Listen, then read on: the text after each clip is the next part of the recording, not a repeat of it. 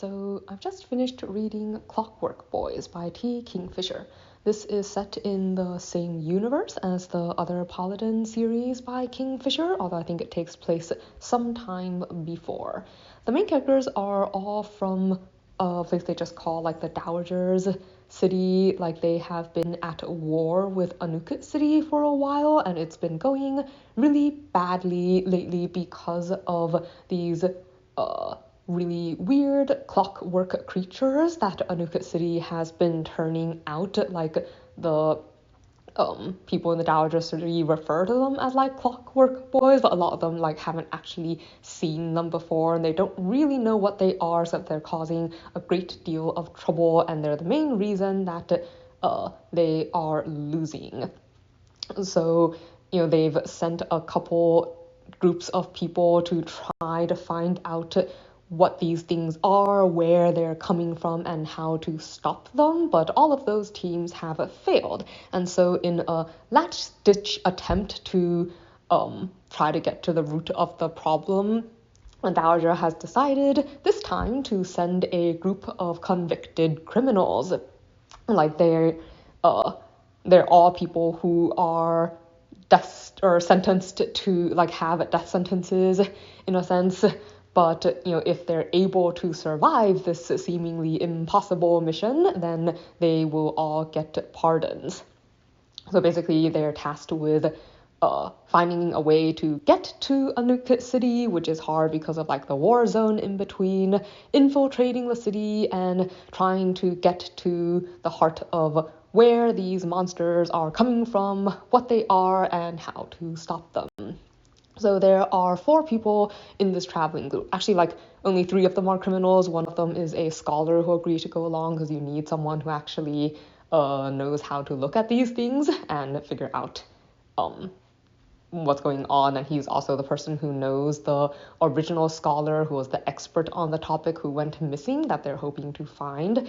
The other 3 characters include a forager who is the only woman in the group but also the leader, an assassin who it seemed like has been a pretty long time acquaintance of hers, and a former Dreaming Gods paladin. So the Dreaming Gods paladins are the people who typically fight demons, but he was possessed by a demon semi-recently and killed a lot of people, and so got kicked out of the temple, even though they were able to exorcise him, so they think he's probably not possessed anymore, but it also seems like he may no longer be a paladin. So these 4 people are making the trek, I guess, between these 2 places, and they do not get along especially well, but they also have a job to do and the possibility of dying if you stray from the task that you were given, like because they were given these tattoos that will, well, except the scholar, of course, that will eat them if they do not stick to the plan and try to help the city that they have been sent to help. So this book is just the journey, like between the 2 cities. Like it doesn't actually get into the undercover in the enemy city part. Like it's just the journey that they're making on the road. So, well, I mostly picked up this book because it takes place during the Clocktor Wars. Like they were the wars were mentioned in the Paladin series that I mentioned before, and I was a little curious about it, like what these creatures were, and I want to learn more about this particular event. And some of the things that happen are sufficiently strange for me to find them entertaining, although I do think there isn't as much humor in this book as in the other stuff I've read by Kingfisher, which was a little bit disappointing.